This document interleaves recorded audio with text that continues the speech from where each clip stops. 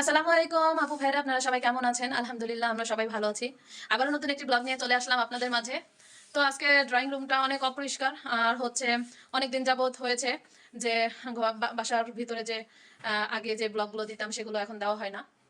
তো বোনের বাসা থেকে আসার পর থেকে ভালো লাগেনি। তো মন চেয়েছে যে এখন আর ভিডিও করব না, মনটা ভালো হোক তারপরে ভিডিও দিব। এর মধ্যে আবার আমার মামা মারা গেছে। সবাই আমার মামার জন্য দোয়া করবেন, আল্লাহ তাকে জান্নাত নসিব করুক, আমিন। তো সেই জন্য মনটা ভালো ছিল না। তো বোনের বাসা থেকে বোনের বাসাতে যখন বেড়াতে গিয়েছিলাম যতগুলো ভিডিও করেছি ওগুলোই ছোট বোন চেয়েছে। তো এই পর্যন্ত আপনারা যতগুলো ভিডিও দেখেছেন ওগুলো বোনের বাড়ির ভিডিওই ছিল। তার মধ্যে আবার বোন এসেছিল, ব্যস্ততার মাঝে আর ভিডিও করতে ইচ্ছা করেনি, তাই করিনি। তো এই আর কি, আজকে আবার এই তো দেখেন সোফার অবস্থা অনেক খারাপ, সোফা অনেক ময়লা হয়েছে, সেজন্য সোফার কভারগুলো চেঞ্জ করব। এই তো আর ফার্নিচারগুলো পরিষ্কার করব, দেখতে থাকুন। এই যে দেখেন সোফার কভারগুলো খুলে, এই তো রয়্যাল ব্লু কালারের যে সোফার কভারটা আছে ভেলভেটের, ওই কভারটা লাগিয়ে ফেলবো। দেখেন সোফার কভারে অনেক ময়লা হয়েছে, ক্যামেরায় দেখা যাচ্ছে না কিন্তু কভারে অনেক ময়লা হয়েছে। এখন এটার কভারই লাগাবো, এই আর কি। এই যে আবার মিশন শুরু হয়ে গেল, কভারগুলো সব লাগাবো। তো এই তো কভারগুলো বের করে নিচ্ছি। দেখেন, এই দেখেন আমার মাসা, আমার মাসাকে দেখেছেন? আর আমি হচ্ছি বীর, আর ও হচ্ছে মাসা।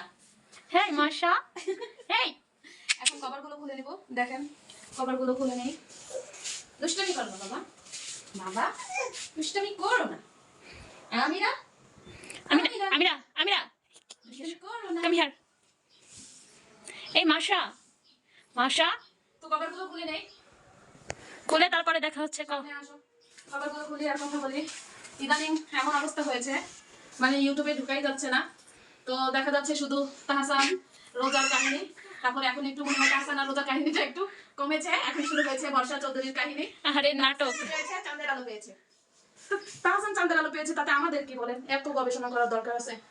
শোনেন, বাঙালি এমন একটা জাতি, একটু কিছু উঠলেই মানে তাদের ভাইরাল করতে, কি একটা ভাইরাল জিনিস কি আছে। এমন কি হলো তাহসানের নিয়ে এত তাহলে গবেষণা রোজা কি মানে রোজা সাধারণ ও একটা মেয়ে আর 10টা মেয়ে ওর থেকে ভালো ভালো মেয়ের আছে, ওরে নিয়ে ওর খাওয়া নিয়ে লাফাইতেছে, ওর চলা নিয়ে লাফাইতেছে। ভাই একদম পুরো বল মাছের মতো হা করে তারপরে খায়, এত বড় একটা হা করে বল মাছের মতো। তো এই খাওয়াটা ভাইরাল করার কি আছে? হ্যাঁ সেটাই তো, মানে কি আরো ওর থেকে আরো ভালো ভালো মেকআপ আর্টিস্ট আছে, ওর থেকে ভালো ভালো লেভেলে মেয়েরা লেখাপড়া করতেছে, কিন্তু বাঙালি এমন একটা জাতি মানে কিছু পাইলে অনেক সেটা ভাইরাল করে। কেন রে ভাই, তোমরা এমন কেন? চেষ্টা করুন লাগে। আমি তো অবাক যে এমন একটা জিনিস বারবার গবেষণার মধ্যে কি আছে, এত গবেষণা করার কি কি আছে? যেমন তার খাওয়া দেখে নাকি মানুষের মুখে রুচি আসে, যার রুচি আসে তার এমনিতে রুচি আসে। যখন রোজা ছিল না তখন কি রুচি হয়নি? আরে ভাই শোনো, আমি বলি ডাক্তার দেখাও, ডাক্তার ওই যে ওষুধ দিবে, ওষুধ খাও রুচি চলে আসবে, আজাইরা পেঁচাল পাইরো না। আর ওই যে মিথিলাও তো বিয়ে করছে সৃজিতকে। তো সেটা নিয়ে আর কাহিনীর কি আছে? আগে মিথিলা বিয়ে করছে, তারপরে নেতা হাসান বিয়ে করছে। বিয়ে করছে ভালো কথা, তাদেরকে শান্তিতে সংসার করতে দিন। আপনারা যা শুরু করছেন। আর আমি আরেকটা কথা বলি, গবেষণা করতে করতে তাদের অবস্থা। আরেকটা কথা বলি, এই যে কিছু কিছু ভাইরা পোস্ট কষ্ট করে যে ধৈর্য ধরলে চাঁদের আলো পাইছে, তাহাসান ধৈর্য ধৈর্য বিদায় চাঁদের আলো পাইছে। ভাই সৃজিত, আমি আমি ইন্ডিয়ার প্রশংসা করতেছি না, কিন্তু এটা বাস্তব কথা যে সৃজিত কিন্তু তাহাসানের থেকে অনেক বড় লোক, যেটা বাস্তব কথা। এখন তোমরা যে বলতেছো ও জিতছে, ও সেরকম ভালো না হইলে তো আর কি মিথিলা তো আর বিয়ে করে না। তো যদি তাহসান যদি চাঁদের আলো পায় থাকে, আর তাহলে তো মিথিলা সূর্যের আলো পেয়েছে। সূর্য সূর্য, হ্যাঁ সূর্যই তো চাঁদকে আলো দেয়। সূর্যের আলো পেয়েছে, আর সূর্যের আলো পেতে যে মানে এখন এমন অবস্থা হয়েছে সূর্যের আলো নিভে গেছে। আল্লাহ। এমন অবস্থা। ভাই তোমরা এই চাঁদের আলো, সূর্যের আলো, হারিকেনের আলো, কুপির আলো, এগুলো সাল দিয়ে দেখো ভাই, এমন তাহসানের কাহিনী শুনে তো এখন আর ভালো লাগে না। এখন আর এই আলো গুলো ভালো লাগে না। আবার ওই যে আরেকটা ভাইরাল হইতেছে, ওই যে কার বয়ফ্রেন্ড, হ্যাঁ না না আরেকটা আছে, কার বয়ফ্রেন্ড বিদেশ থেকে এসে সারপ্রাইজ দিতেছে, ওই জন্য ফেসবুকে ঢুকতেই পারি না, সেকেন্ডে সেকেন্ডে এই ব্লগ সেই ব্লগ। আর বর্ষা বর্ষা খালার কথা আর কি বলবো, বর্ষা খালা তো খালাই, সে তো মানে কাইন্দা কুইন্দা এখন ফাঁসি টাসি দিয়া অস্থির। ভাই রে ভাই, আমার ফাঁসি দিল, যে ফাঁসি চোটে ফাঁসি দেওয়া আগে এসে মরে গেছে। আর রশি নাকি ঝুলাইছে নাকি দোলনা, আরেকটু লম্বা দিয়ে দোলনায় ঝুলতে পারতো। আল্লাহ। ভাই এটা কি দোলনা? গলার রশি। কষ্ট করে রশি তো কাউকে দিতে দেখি নাই। তুমি দেখছো ভালো করে? হ্যাঁ দেখছি, আমি তো তোমাকে 2-3 বার দেখাইছি। আরেকটা কথা ভাই, ভালো করে দেখো, প্রথমে মানে ভালো করে দেখলে বোঝা যাবে ওটা দোলনাই ছিল। আচ্ছা আমার একটা মত করতেছে ঝুলা ভাই, আল্লাহ যে মরে যাবে মরে যাবে, তো লাইভে এসে মরে যাবে, কেন মরার আগে এসে মরে গেল কেন? ফাঁসি দিয়ে নাকি মরে গেছে। আল্লাহ। আরেকটা কথা হচ্ছে যে ভাই তোমরা যা ওর কাছ থেকে যদি কেউ কিনো, সাবধানে ওই ফাঁসির ওই দল না যেন কেউ না পাও, আমি চাই দূর করে। ওই দল না পাইলে কিন্তু তোমাদের বিয়ে 4টা 5টা হইতে পারে, সম্ভাবনা আছে। কি বলবো, বাংলাদেশের পরিস্থিতি মতে মনে করো সব দিক দিয়ে রাজনৈতিক দিক দিয়ে ঝামেলা, আবার তোমরা যদি এইগুলো নিয়ে ভাইরাল করে লাফালাফি করো, মানে তোমাদের কি অবস্থা আমি এই বুঝি না। যাই হোক, এই কথাগুলো না বলে পারলাম না, তাই বললাম। এই যে বর্ষা চৌধুরীর কাহিনীগুলো নিয়ে আর কি, উনি আরো নোংরামি দেখা গেল কি আরো বাড়াইলো, এটা জাতির কাছে উনি আরো নোংরা দেয়। Right right right. না, ফাঁসি দেওয়াটা উচিত হয়নি। আর এই সমস্ত মায়েদের জন্য বাচ্চারা সাফার করে। হ্যাঁ, যেমন বাচ্চাটা যে দরজার সামনে অনেক কান্নাকাটি করতেছিল, তাতে কি দেখা যায় বাচ্চাটা মানে কি কষ্ট পেতেছে, এই সমস্ত মায়েদের জন্য তো বাচ্চাদেরও কষ্ট। রাইট আপু। শোনো, তুমি যা করবা সেটা তোমার বাচ্চাদের উপর দিয়ে যাবে, তোমার উপর দিয়ে তুমি আর কতদিন, তুমি তো বুড়ো হয়ে গেছো, জাস্ট কথার কথা। হ্যাঁ, সেটাই তো। তোমার বাচ্চা কাচ্চা মেয়ে বিয়ে দিবা, জামাই হবে, জামাইয়ের কথা শোনা লাগবে, মেয়ের কথা শোনা লাগবে, নাতিপুতিও আছে সেটা। আর বর্ষা চৌধুরীর মানুষ ভোগবে না কিসের জন্য? এই যে একটার পর একটা রাসেল মিয়ার সাথে বিয়ে হইলো, তারপরে কি দেখা গেল আবার আরেকটা আকাশ নিয়ে আসছে, বাতাস নিয়ে আসছে। আকাশ তো আছে, আকাশকে নিয়ে তো যত ঢংফং করা শুরু করছে, আর তারপরে আবার আরেকজন বাতাস আসছে, বাতাসকে বিয়ে করছে। তো এই হলো কাহিনী। এগুলো কি মানে নোংরামির একটা মানুষের শেষ থাকে, এখন দেখা যাইতেছে নোংরামির কোনো শেষ নাই। একটা নোংরামি পরে আরেকটা নোংরামি মানে দাঁড়ায় থাকে। তো এই হলো অবস্থা, কিছু বলার ভাষা নেই। ওই যে আমার আপুর এগুলো কভার গুলো একদম উঠানো হয়ে গেছে, খুলে ফেলছে। তো আপনি একটা ওয়েট টিস্যু নাও, টিস্যু আচ্ছা নিয়ে আসতেছে, wait। একটু দূরে থেকে। এই যে দুই মা মেয়ে দোনোজনই ওরা মুছতেছে, বাট আমি ভিডিও করতেছি শুধু। সেটাই। ওই যে একটা পরিস্থিতি, কি বলবো, বর্ষা বর্ষা বর্ষা চৌধুরী গলায় ফাঁসি দিতেছে। আমার মনে হয় 3-4 জন অ্যাক্টিং করার জন্য দাঁড়ায় আছে, বাচ্চাটা কাঁদতেছে আর অ্যাক্টিং করতেছে। এইরকম অ্যাক্টিং করার যেতে মানে বাচ্চাদের কষ্ট দেওয়ার যেতে কি বলবো, আমার কাছে ফেরত দেওয়া অনেক ভালো, কারণ বাবার কাছে, বাবা বাবা কোথায়, রুমি মারা গেছে না? আচ্ছা আচ্ছা। বর্ষার হাজবেন্ড যে ছেলের বাবা সে তো মারা গেছে, আর মেয়ের বাবা হয়তো বাচ্চা আছে, ওদের তো ডিভোর্স হয়ে গেছে নাকি বলতে পারবো না। এই সমস্ত মানুষরা তো চিন্তাও না কোনো সময় কখনো। এখন যে পরিমাণ ভাইরালে আছে মানে এখন আর কি জানা লাগে, শোনা লাগে। আর আমি একটা দেখছি বাংলাদেশে যত আজাদ কুজাত ফালতু মার্কা মানুষ ভাইরাল হয়, মানে একটা ভালো মানুষ ভাইরাল হবে না। যত ভিডিও তো দেখবেই না, যত নোংরামি আছে, নষ্টামি আছে, কার কতগুলো বিয়ে, কার কতগুলো হয় নাই বিয়ে, যত যা আছে উল্টা পাল্টা, মানে কি বলবো, বলার ভাষা নেই। এই আমার মাশা দেখেন টেবিলটা পরিষ্কার করা হয়ে গেল। আসলে কভার পরানো থাকে তখন দেখা যায় কি যে পরিষ্কার করা হয় না, তখন এই নো একদম। তো এই হলো অবস্থা। আমি গানটা গান তো আমি গানটা আমি না আমার মেয়েও গানের আওয়াজ শুনলে বাট এখন গাচ্ছে না। তো কভারগুলো এখানে উঠিয়ে রাখলাম, আর এই তো আমি টি টেবিলটা পরিষ্কার করে নিলাম। অনেক ময়লা হয়েছে, দেখেন কি পরিমাণ ময়লা, মানে বোঝা যাচ্ছে না কাপড়টা কি পরিমাণ কালো হয়েছে। তো এই হলো অবস্থা। আমি এদিকে আসো, পরিষ্কার করে নিলাম, এখন কভারটা পরাবো। আপনাদের ভাইয়ার যন্ত্রণায় টিভিটা এখান থেকে দেখো তো, টিভিটা এখান থেকে নিয়েছি, নিয়ে ঘরে রেখেছি, মানে আপনাদের ভাইয়ার বেডরুমে দিয়েছি, কারণ সারাক্ষণ টিভির আওয়াজে এত বিরক্ত লাগে যে বলার বাহিরে।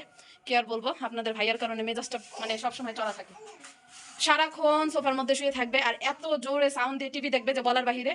আমরা কেউই মনে করেন যে ঠিক মতো বসে থাকতে পারি না, ওনার যন্ত্র নয়। তো এই কারণে চিন্তা ভাবনা করলাম টিভিটা এখান থেকে সরালে আমরা বাঁচবো, আর না হলে আমাদের কান শেষ। তো ঠিক আছে, কভারগুলো পরে দেখতে থাকুন। পড়ানো হয়ে গেল। আসলে এগুলো পড়ানো অনেক কঠিন কাজ, এত সহজ না যতটা সহজ মনে হয়। পড়ানোর ভয়ে অনেক সময় দেখা যায় কি সোফার কভার ময়লা থাকলেও ওটাই রেখে দিই, যখন দেখি আর হচ্ছে না তখনই কভারটা পরানো শুরু করি। মনে হয় কি আমি খুব হয়রান হয়ে গেছি, এত খারাপ লাগছে। এই তো হাপু ভাইরা, আমার সোফার কভারগুলো পরানো হয়ে গেছে, কিন্তু এখন কুশন কভারগুলো বাকি আছে। এখন কুশন কভারগুলো পরিয়ে নিব। পরানো হয়ে গেল, এখন আমি কুশন কভারগুলো পরিয়ে নিব। আসলে কভার পাল্টাতে গেলে অনেক কষ্ট হয়, মনে হয় যে অনেক সহজ কাজ, আসলে অতটা সহজ নয় যেটা ভাবি। খুব বিরক্ত লাগতেছে, আবার মেয়েটাও কান্নাকাটি করতেছে। ঘর গোছাতে আসলে ভালো লাগে, কিন্তু কাজ করতে ভালো লাগে না। মানে তুমি কিছু বলো? আমার এই দেশের পরিস্থিতির কারণে মনটা ভীষণ খারাপ, এই জন্য আমি আর কথা বলতে চাচ্ছি না। আমি তো ফোন তেমন একটা ধরিই না, আসলে কারো ভিডিও সেভাবে দেখা হয় না। ফোনটা অন করলে দেখা যায় তাহসান আর রোজা, চাঁদের আলো আর বর্ষা চৌধুরী ফাঁসি দিতে যে তারপরে দোলনায় ঝুলে লাস্টে পড়ে যায়। এই কারণে বাঙালি মানেই বিনোদন। আসবো না কাটবো, ফোনটা করবো জানি না, চুপ হয়ে বসে থাকি, রান্না বান্না করি আর খাই। ভিডিও করা বন্ধ করে দিছি, তো একটু কম কম ভিডিও করি। সেভাবে সেই বোনের বাসায় যে ভিডিও করা হয়েছে আর ভিডিও করা হয়নি, তো সেই অবস্থায় আছে। তো যাই হোক, মানুষগুলো যদি একটু বোঝার চেষ্টা করতো তাহলে এই সমস্ত মানুষদেরকে নিয়ে এত তার সমস্যা হতেই পারে। তো সেই জন্য এত গবেষণা করার আমি মনে করি না যে কোনো প্রয়োজন আছে, তাই না? রাইট। তাই আর কি। তারপরে এই সোফা কুশনের কভারগুলো পরানো হয়ে গেলেই আমার ড্রয়িং রুমের কাজ মোটামুটি শেষ হয়ে যাবে। তো তা আচ্ছা দেখছি। এই তো আপু ভাইরা আমার সোফার কভার পরানো হয়ে গেছে, কাজ প্রায় শেষের দিকে। এখন দেখাবো ফাইনালি কেমন দেখাচ্ছে। আসলে পরিষ্কার পরিচ্ছন্ন করলে সবসময় ঘর ভালো লাগে, আর যদি অপরিষ্কার থাকে তাহলে মনও ভালো লাগে না, কিছুই ভালো লাগে না কাজ করতে। আসলে অনেক সময় দেখা যায় যে ছোট বাচ্চা নিয়ে কাজ করাটাও সম্ভব হয় না, কষ্ট হয়ে যায়। তখন দেখা যায় কি ওই জিনিসটা নোংরা থাকলেও সম্ভব হয় না যে কি করব না করব কখন করব, এলোমেলো হয়ে থাকে বাচ্চার জন্য। বাচ্চা কান্নাকাটি করে। তো বাচ্চা 2 দিন আগে অনেক অসুস্থ ছিল, তো সেই জন্য আর কি ঘরের কোনো কাজই করছিলাম না। আবার বোন এসেছিল, বোনই কাজে হেল্প করেছে আমাকে। তো সেজন্য সবকিছু মিলিয়ে আর ভিডিও বানানো হয়নি আমার বোন আসছে যখন। তো সেই জন্য ভাবলাম যে এখন একটা ভিডিও দেই সবার জন্য। অনেকে বলে কেন ভিডিও দেন না, এত দেরি করছেন, সেই জন্য। তো দেখুন কভারগুলো লাগানো হয়ে গেছে, ড্রয়িং রুমটা পরিষ্কার করেছি। এই তো আমার ড্রয়িং রুম মোটামুটি পরিষ্কার হয়ে গেছে।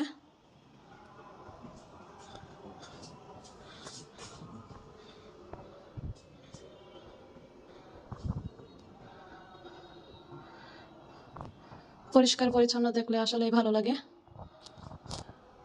কিন্তু পরিষ্কার করার সময় তো পাই না সেভাবে। টেবিলের উপর এগুলো দিয়েছি শোপিস, দেখতে ভালোই লাগছে।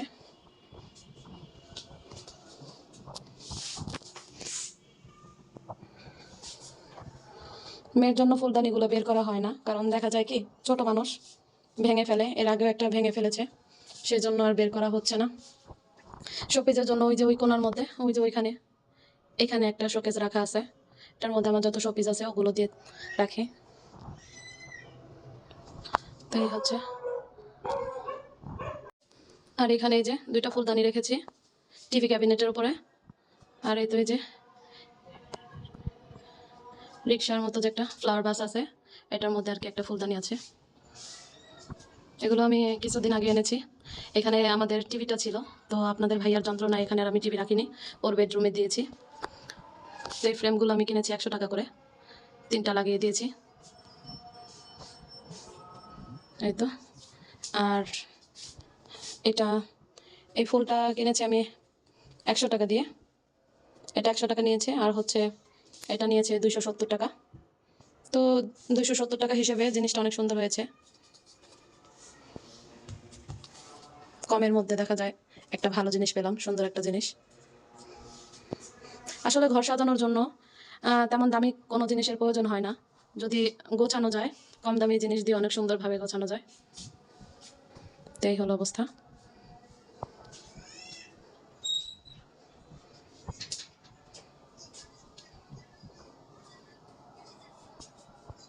এটাও আমি কিনেছি ওই ওই ফ্রেমগুলোর সাথে, এগুলো কিনা হয়েছে।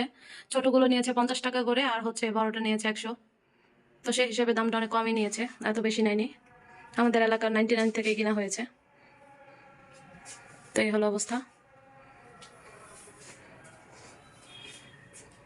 আমার মেয়ে আবার ওইখানে সাজিয়েছে, বলছে আম্মু আমার পুতুলগুলো দিয়ে সাজিয়ে দেই। ছোট মানুষ আর না করিনি, আচ্ছা ঠিক আছে। আসলে ঘর সাজানোর মধ্যে বাচ্চাদেরকে উৎসাহিত করতে হয়, নাহলে বাচ্চারাও বোঝে না, ঘর গুছিয়ে রাখতে হয়। বাচ্চাদেরকে উৎসাহ দিলে দেখা যায় ওরাও ঘর গোছানো শিখে, তাই আর কি। তো যতটুকু পেরেছি সিম্পলভাবে গুছিয়ে নিয়েছি, আপনারা তো দেখলেনই। তো আপু ভাইয়ারা আপনারা তো দেখলেনই আমি কিভাবে সিম্পলভাবে ড্রয়িং রুমটা গুছিয়ে নিলাম, তো আপনাদের মাঝে শেয়ার করলাম। আমার কাছে তো ভালোই লেগেছে, আপনাদের কাছে কেমন লেগেছে অবশ্যই কমেন্ট করে জানাবেন। তো এই তো ড্রয়িং রুমটা পরিষ্কার পরিচ্ছন্ন করে আপনাদের মাঝে শেয়ার করলাম। যদি আপনাদের আমার ভিডিও একটু ভালো লেগে থাকে তাহলে অবশ্যই লাইক কমেন্ট শেয়ার সাবস্ক্রাইব করতে ভুলবেন না। অবশ্যই পাশে থাকবেন, ইনশাল্লাহ আমিও সবার পাশে থাকতে চাই। তো আপনারা সবাই ভালো থাকবেন, আল্লাহ আপনাদের সবাইকে ভালো রাখুক। আজকের মতো এখানেই বিদায়। আসসালামু আলাইকুম, আল্লাহ হাফেজ।